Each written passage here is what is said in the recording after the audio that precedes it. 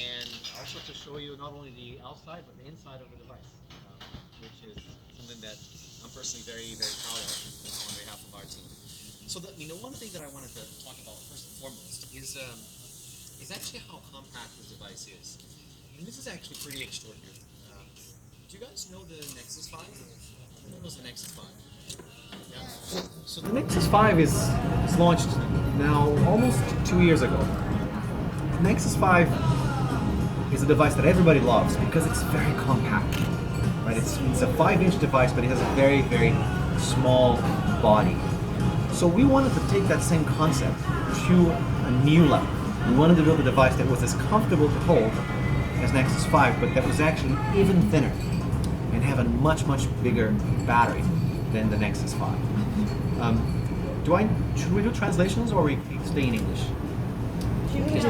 谁需要？你们不需要翻译是吗？好的，太好。And the only way we could achieve a device that is 130 grams, right, which is, like I said, comparable to the iPhone 6, which is 129, and it's so thin, it's less than 8 millimeters, is through a lot of engineering breakthroughs.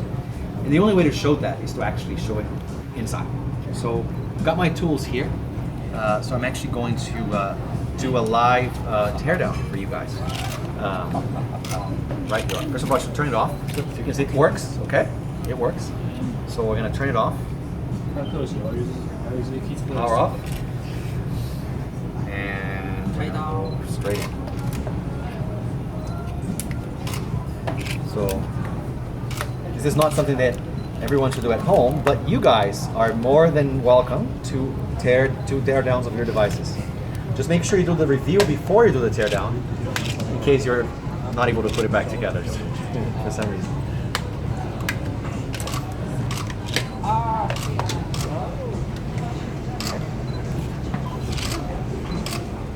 So this is going to take a little bit of time because I have to take every single one of the screws out. So Donna can do a little bit of. You want me to do my thing? Yeah, do your thing.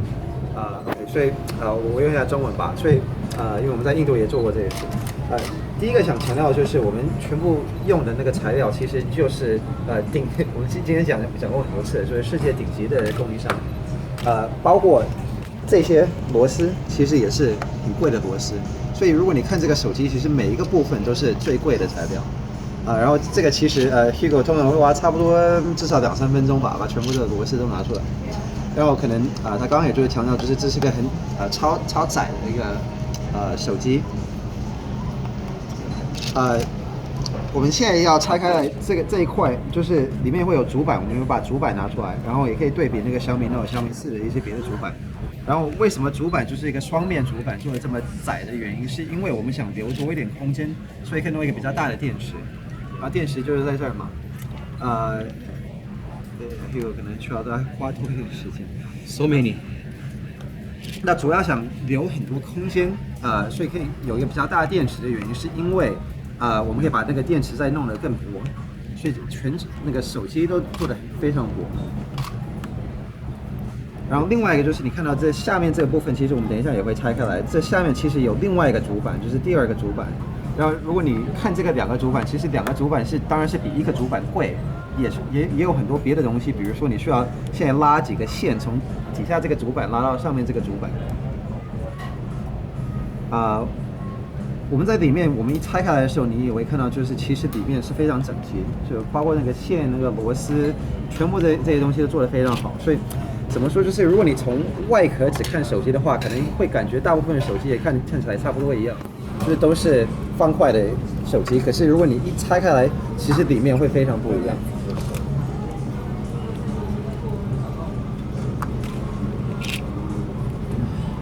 So the reason why we have so many screws is because we want to make sure that the device is actually it feels very solid in your hands. There should never be an area that you press and you feel like it's a little bit loose, or you hear it goes like, no, it has to be perfectly sturdy. And of course, more screws cost more money. It takes longer to make the device. It takes longer to open it if you have to service it, but that's important.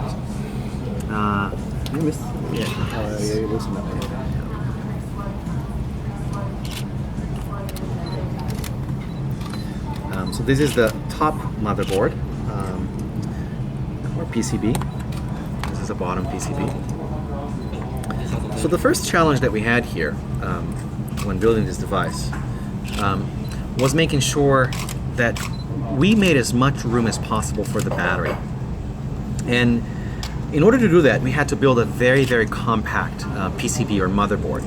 So this is actually the smallest motherboard that we've ever built. I'm actually going to show you what this looks like.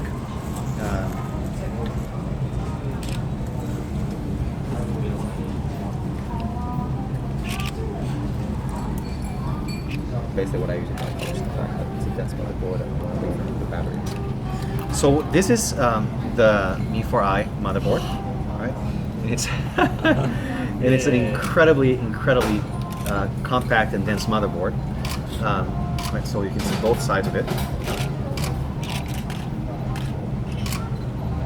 and it's actually considerably smaller than even the Mi Note motherboard. So if you look at the Mi Note, this is Mi Note, this is Mi4i, side by side. Right? You can tell the difference. We actually managed to build an even, and this actually takes a considerable amount of time. It's a considerable part of the design process to build something that's so small. But the result is that we were then able to reduce the amount of space that's occupied by the motherboard so that we could have more room for the battery. And then if you compare it, for example, with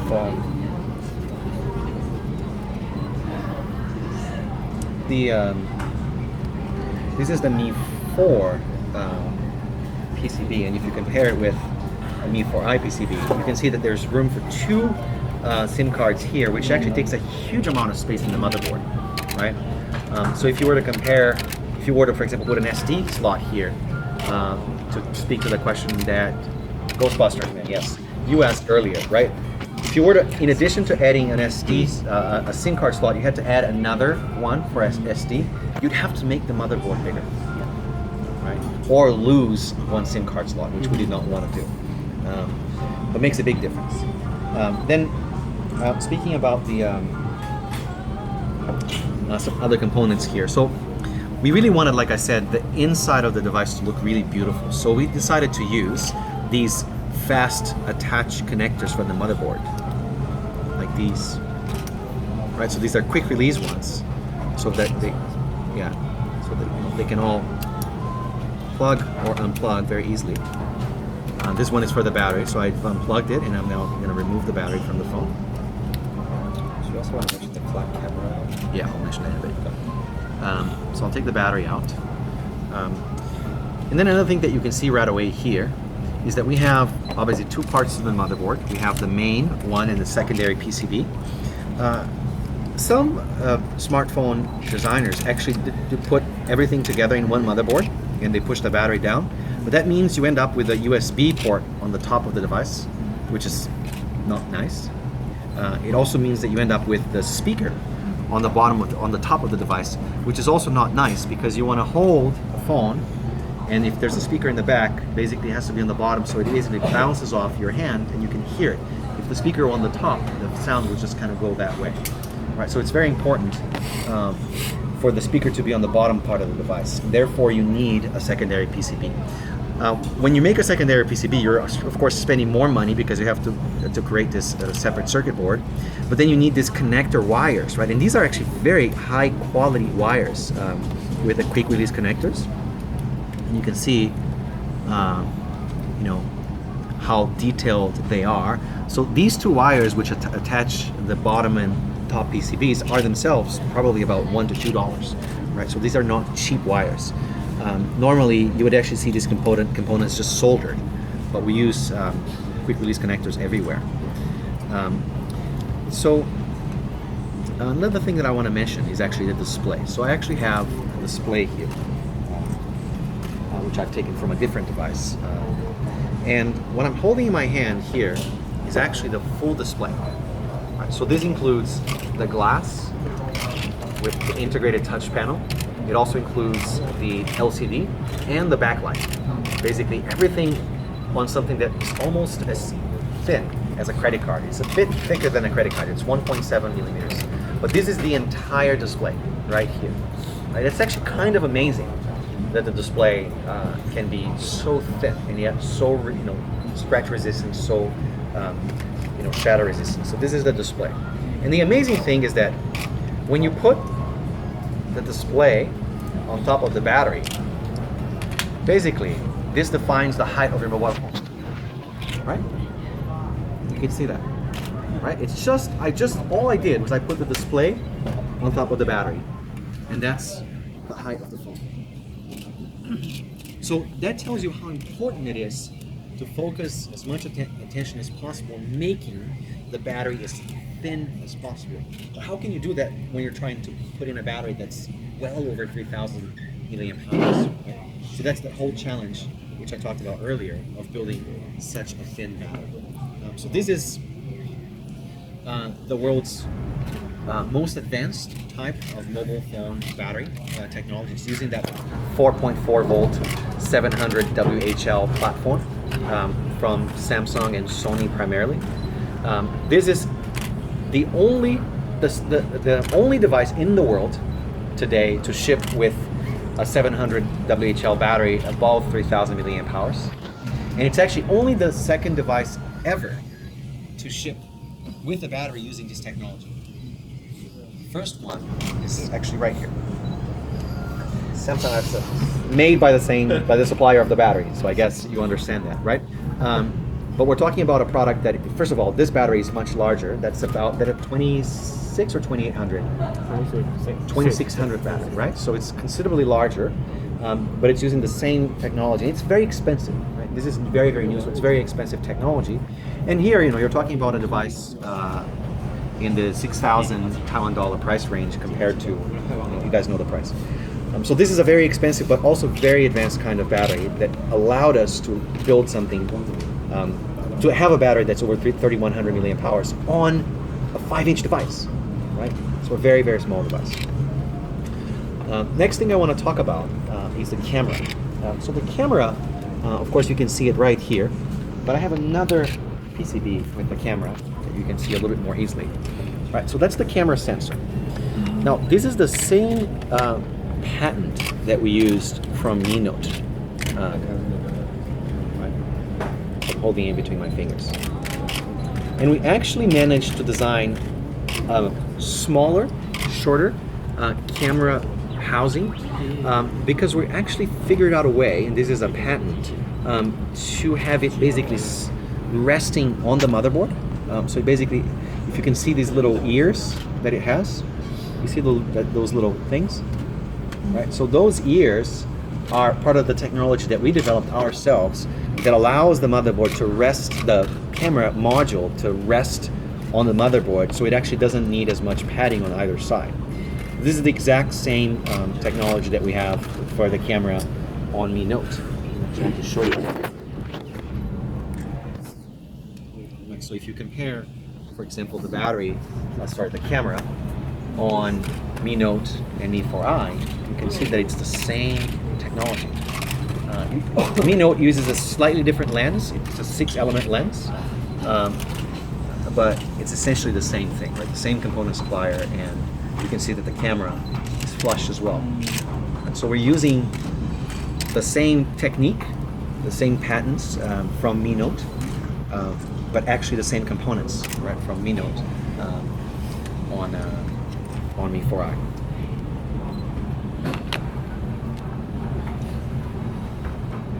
I have many things in my bag. Whatever you want, I have it here. So now, since we're talking about the camera, I actually wanted to show you some photos taken with the Mi 4i camera.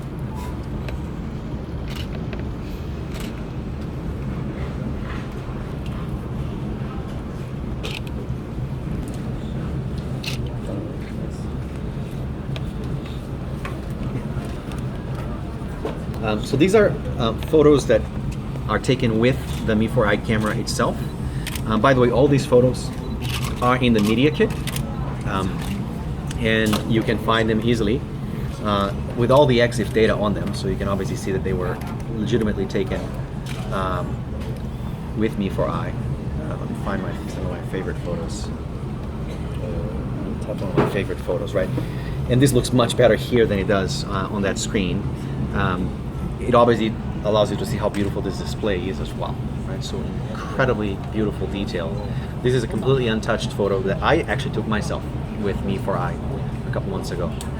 This was completely unintentional. I was at the Summer Palace walking around with a friend of mine, and all of a sudden I saw this lady, and I said, I'm just gonna take a picture. So it's a beautiful, beautiful photo. And we have several photos in your media kit that were taken by a Mi fan from Taiwan, including a lot of the sunlight photos. Some of these more artistic photos also were taken. This one, for example, which is a beautiful photo that shows off the aperture, the f2.0 aperture, so it's a short depth of focus. Beautiful photo. Was also taken by a Taiwan Mi fan. What we do is we just send phones to our Mi fans who like photography, and we just have them send a bunch of photos back to us. Right, so these are all in the media kit, so you can take a look at them. So these are beautiful photos. The other technology that I want to show, actually don't have the flashlight with me, so I'm just gonna. So this is the sunlight display technology, which you guys saw in the demo. So I have a makeshift flashlight here.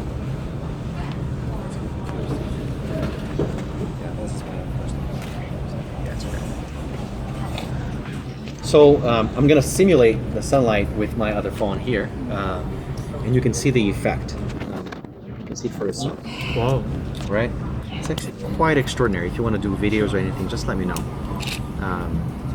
Right, so it's quite a dramatic difference. And of course, we're not trying to modify how images look, even though they look much better. We're just trying to make it possible for you to see them well in broad sunlight. Does anybody want to take a video? Okay. Okay, let me know when you're ready. Ready? Ready. Sorry. Good. You can see how dramatic that is. I'll show it over here. Much better. So this is the story that Donovan told on stage today. And the idea is that it just makes a display much more visible under direct sunlight. So when you guys get your review units, of course the technology is there, you can try it out.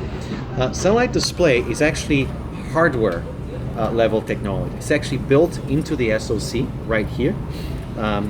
So it's a combination of hardware and software algorithms that we use, and it's always working. So it acts in real time at 60 frames a second or whatever the frequency of your display might be, and it works anywhere. If you're watching a video, if you're trying to take a photo with your camera, no matter what, if you're typing on your keyboard, it will always try to make whatever is on the display look more clear if there's a lot of light in the environment, right? So you can test it out, choose a sunny day and you'll notice a difference right away, right? One good way to test it when you're outside is like try blocking the light sensor. Light sensor is right behind the grill here. So block the light sensor, wait for a little bit and then unblock it. Another way to test it is to turn off auto brightness, because then you can really see it, because you're isolating the effects. So anyways, that's sunlight display. What else? Inside this little board, this little guy here, there's a component inside, which is a speaker, and we also are using what's called a smart PA, a smart power amplifier. This is a very, very small speaker, and yet it sounds pretty good. And the reason why is because we're driving it basically to its limit without letting it burn, using this smart power amplifier that's also built into the hardware, and it just controls this guy. So that's another reason why we're able to make the device so thin, is because we're using a small speaker, but we're driving it with a smart power amplifier. So that's basically it. Any questions?